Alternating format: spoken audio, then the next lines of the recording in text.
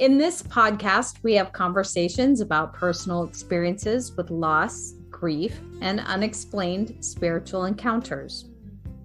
Whether it's a dream, a visit, a vision, or a newfound life after loss, we believe life and love never dies. This is Surviving Death and Dying With Trisha and Misty.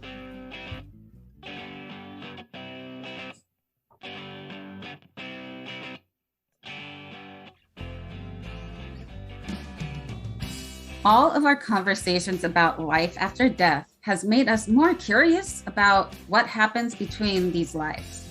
So we want to do a show about life between lives and soul plans. I'm currently reading Journey of Souls by Michael Newton, PhD. In this book, the individual stories that come out of these hypnotherapy sessions are quite fascinating to me. They are. And, if this concept is too hard for anyone who's listening right now to believe in, or if it doesn't feel right to you, that's okay. You may just not be in a place in your life where you either need to know this, or maybe you're just not ready, or it may not benefit you at this time. And that is quite all right. You can listen with curiosity or skepticism, believe whatever feels right to you and deep in your soul. Throw anything else away that doesn't set right with you. But just know that's what we talk about on our show, and you are here and you are listening, so you must believe in something. Yes, that's right. We are all on our own journeys, and life doesn't always go as planned. The biggest question is, why do bad things happen? That has been one of the biggest struggles I've had, or questions I've had on life. And maybe it does stem back from losing my dad in a plane crash. Yeah. Why do bad things happen? Right. Or why does it happen to you? Not saying the person that passed away, but you're like, why does it happen to you specifically? Why does my dad have to die in an airplane crash? That's right. Why me? Yeah. I kind of came up with a theory based on all these books that we read and we talk about, and that I've been reading since college. But from studies of near-death experiences and shared death experiences, past life regressions and regression therapy, what I guess I'm always looking for is, but why the bad things? Why do bad things happen? And I want to kind of talk out, since we're not ready to do the show on Life Between Lives yet and talk about Journey of Souls, because we're still reading through that book. But I want to talk about my theory because it helps me deal with all the bad news in the world. What is that theory?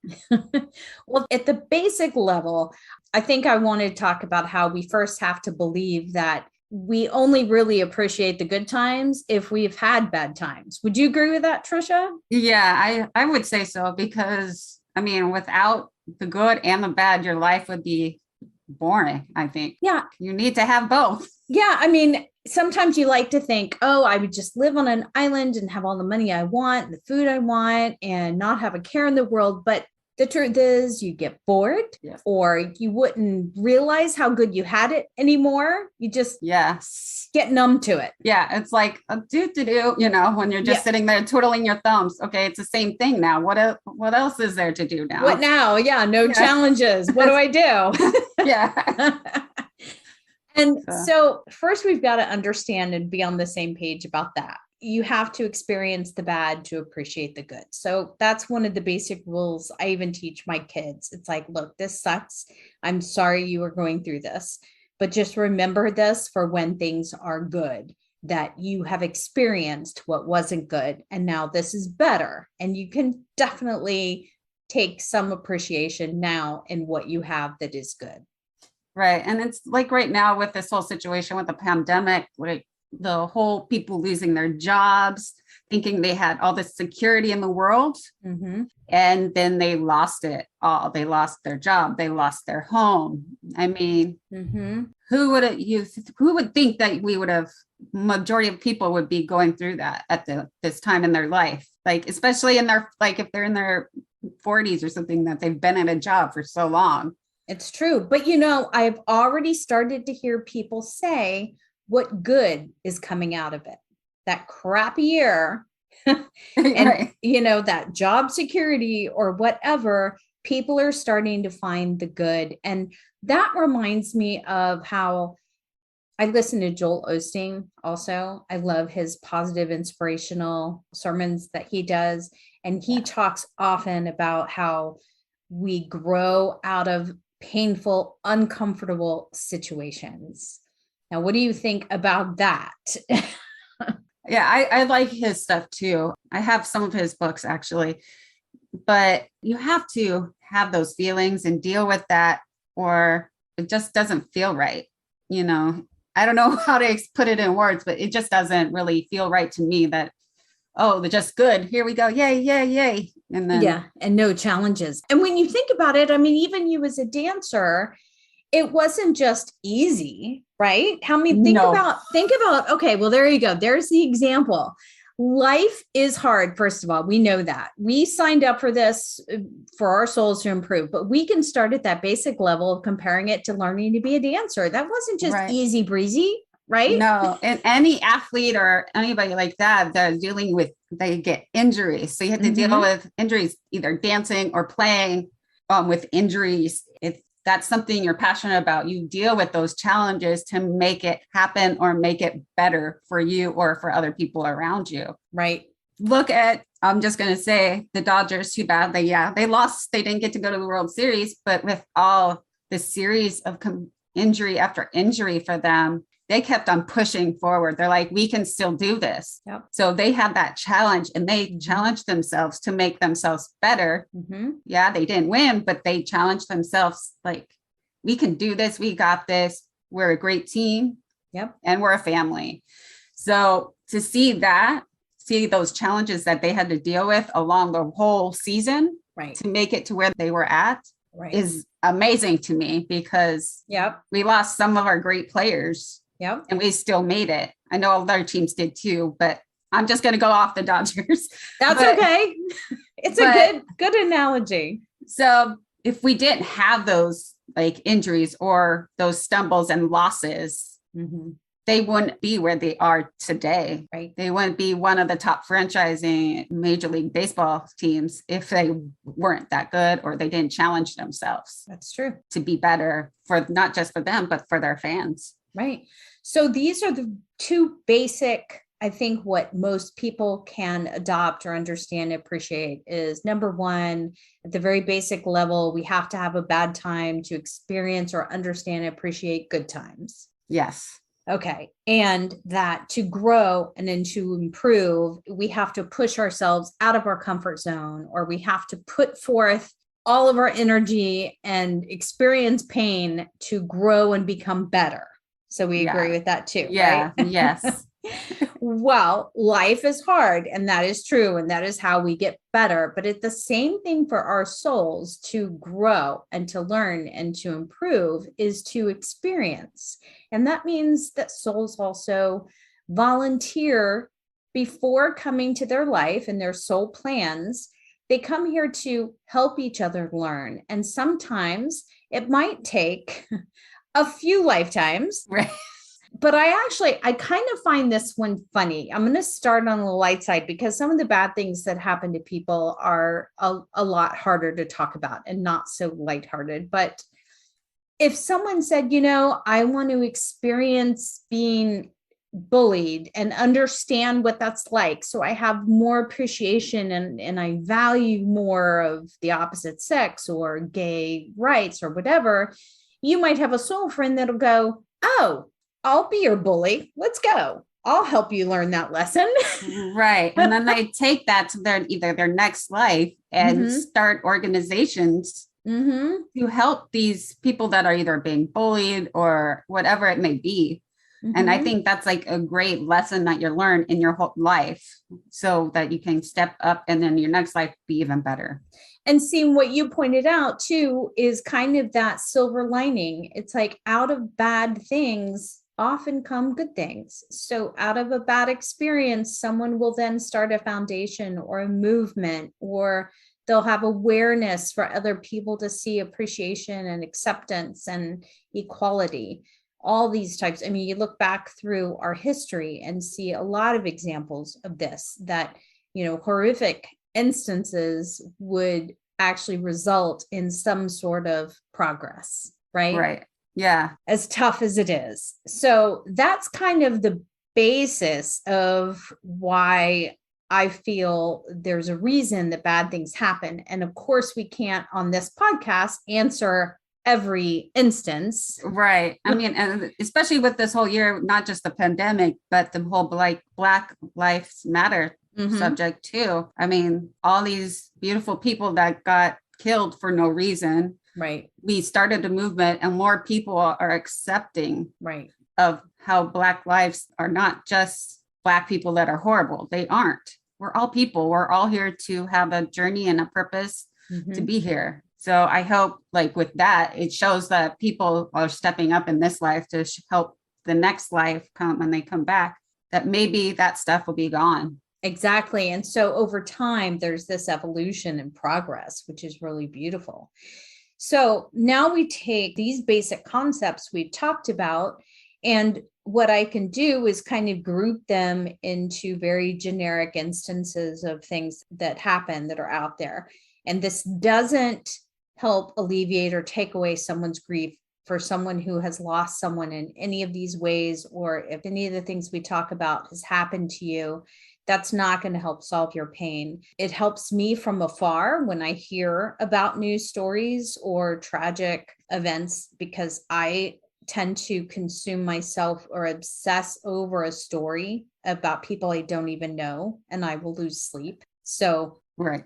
These thoughts and theories that I have helped me deal with this. And one of the first ones that helped me start to apply this was actually a story that Brian Weiss talks about in his book, Many Lives, Many Masters, where when he was regressing Catherine into a between life state, and he was actually able to talk to some of the masters and these higher powers, his son was actually able to communicate to him through these masters and told him that it was always intended to be that way. He was never intended to live more than a few days, because he had volunteered to come to this life and teach Brian that medicine could not cure everything. Right. That kind of blew my mind. Right. And it's a hard thing to grasp. Yes. In your mind. Why would you do that to somebody? Why would you put them through all that hurt and anger? Right. But in the long run, it makes you a better person, and it makes you think more open about things and what's happening around the world. And it eases my heart to think that the little soul that came into that little body never intended to be here long. That they did this out of the goodness of their own heart. It's always intended out of goodness and just pure light and love. And that soul that could be more advanced than Brian Weiss himself said, hey, I'll go down there for a couple of days to help teach you that lesson. Then I get to come back to this great place. That doesn't sound so bad when you're on that side. Right. It gets harder with some other tougher topics. For example, when you hear stories of violence and abuse, it can be harder to deal with. And there's a couple of scenarios. And of course, again, I'm not saying I could answer any exact one or that everyone is this way. It's not at all. There are so many varieties of ways lives play out. But one of the ones that helps me is I did hear one story in these past life regressions where someone said they did make bad choices when they were here on the earth plane, and they treated women very poorly or abused them or did horrific things to them.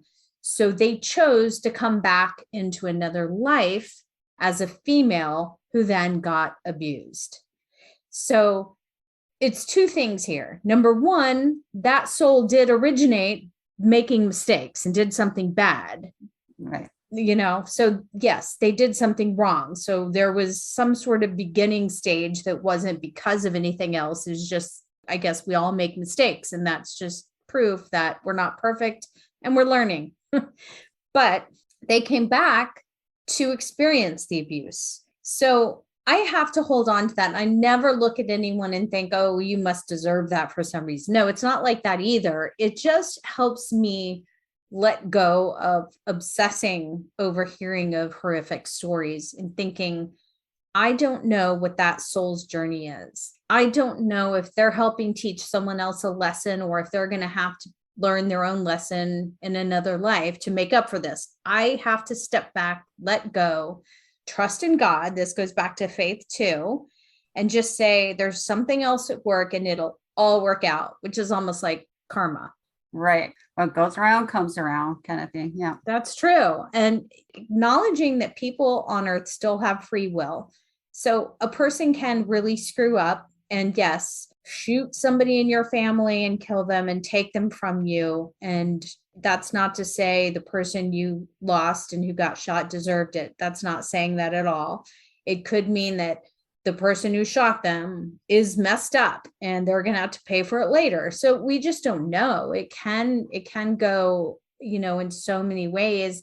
And my advice to anyone, and no matter what situation you're in, for your own heart, soul, and mind to get through this life, is try to think of the side that makes you feel best. No one's ever going to tell you you're right or wrong or be able to prove it, Yeah, exactly.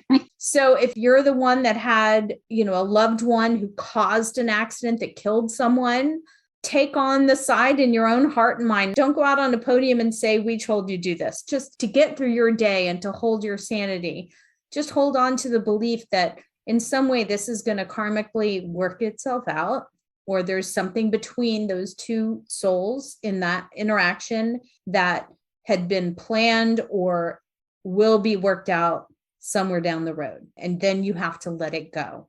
You can't obsess on it anymore. Yeah. You can't hold on to it your whole life. You have to let go, let God kind of thing. Mm-hmm. And things will work out. And even though if you don't think so, just let your life keep on going and you'll see how it will turn out. It's true. Even if you don't believe in this, it could happen and you'll see why, or you might just see it in your next life, why that might have happened. Right. It's true. And so another one in this book they've talked about is with suicide, which I know, Trisha, you talked about. You really want to do a show specifically on suicide and cover that because that's tough. Yeah, that's a hard one for a lot of people because, people think they're doing it being selfish for themselves because they think they'll be better off gone. But family and friends don't see it that way. When you're in that state of mind, mm-hmm. you never know what's going on in their mind and their body and their soul at that time, because like you said, everybody has their own journey here mm-hmm. and they're learning something. And maybe they wanted to learn, what it felt like to actually, even I don't want to put this in anybody's mind, they committed suicide mm-hmm. and go, that's what I did to my family. Like, why did I do that? Or my friend did that and I walked it and I saw my friend laying there, that kind of stuff. So you can feel both sides of the spectrum. Yeah. So it's just, it's a hard topic to go over because it's just a sad thing to think about. Well, and the people that, like you're saying, that commit suicide think their family's going to be better off with them, but they've really caused their family more pain and more hurt. Right. If they really thought of it that way, maybe they wouldn't do it. They definitely need to reach out for help. Everyone is beautiful and perfect the way that God made you. And, so if those are the issues, reach out. If you're having any suicidal thoughts, definitely get help. Yeah. There's hotlines you can call. There's web pages that you can go on and find help. Mm-hmm. Even call your best friend or just call somebody. Mm-hmm. And I'm sure they will help you because they don't want to see your life ended for something that probably isn't true. To be honest, it's probably sometimes it's just made up in your head and you're making it bigger or worse than it is. Yeah, absolutely. Well, and so what's neat in these stories is when they've done this past life regression and he's either had patients that had a previous life where they commit suicide, or, he asked them what happens when you commit suicide. The person does talk about this deep disappointment with themselves that they didn't carry out their soul plan. They escaped and took the easy way out of their challenges, they thought, but what they find out is they're still going to have to go back and face those challenges. So think of it that way. It's not an easy way out. Now, no, because you still got to take care of it. Like, you're still now there. I feel they're very loving and teaching on the other side, but you're not getting off easy. I don't think you're going to get punished, and that should not encourage you in any way. You're just going to come back so disappointed in yourself because you copped out. You didn't face those challenges or ask for help. And now you're going to have to face those same challenges all over again.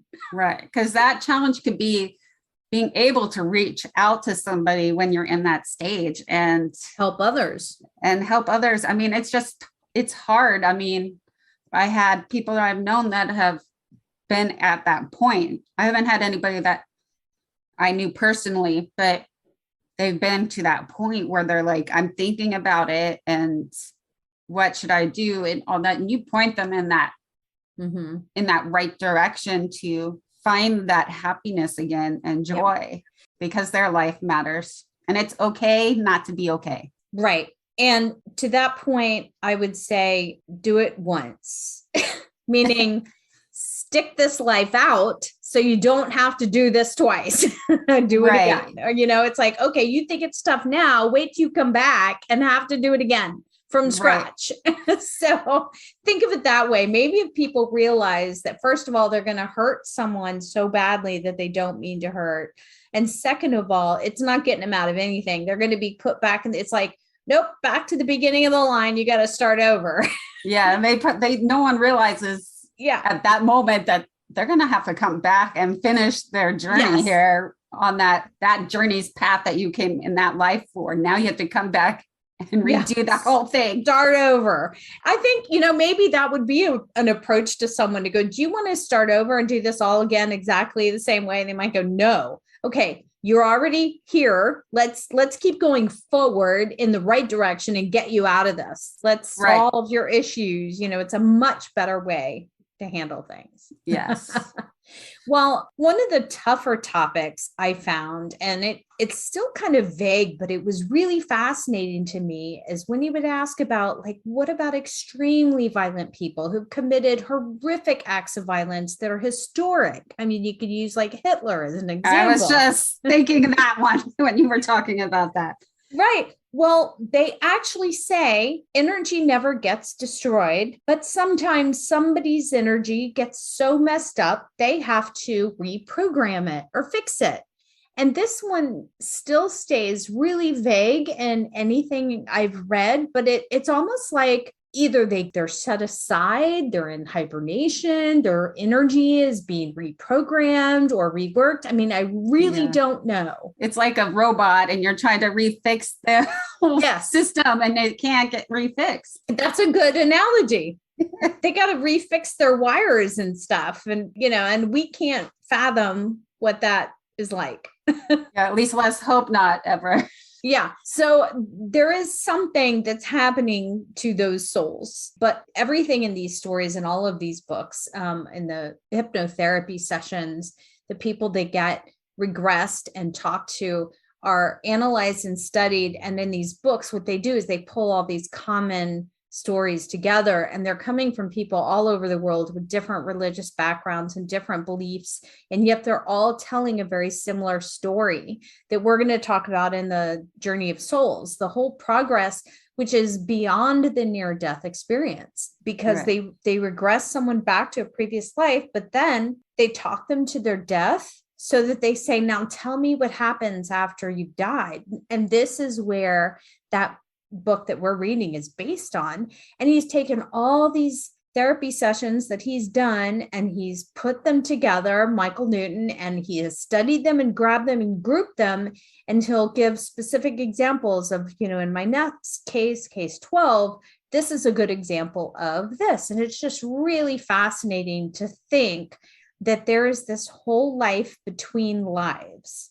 So I'm really excited that that's going to be one of our future podcasts. Yeah, it's interesting to realize that there is that in between, because most people don't think there's an in between. It's either I'm living or I'm dead and in heaven. Right. And that's it. I mean, if you have that perspective, this is like, what are you talking about? There's no such thing kind of thing. Right. It's nice to know that there's different steps and different places that you go and experience this whole new world that you're going to experience, and then get to come back and experience a whole new world and help more people. And it's, all actions inspire a reaction, maybe like a domino effect, whether it's positive or negative. So I think you've even said before, Trisha, you can make a choice as a person. Every day is new. You could wake up and go, today I'm going to just go smile at someone and hopefully inspire and change or motivate, them for their life and their day. I mean, at the same time, you could wake up in a bad mood and you can go ruin someone's day. And that's not what we're suggesting at all. Yeah, no. If you're thinking that, you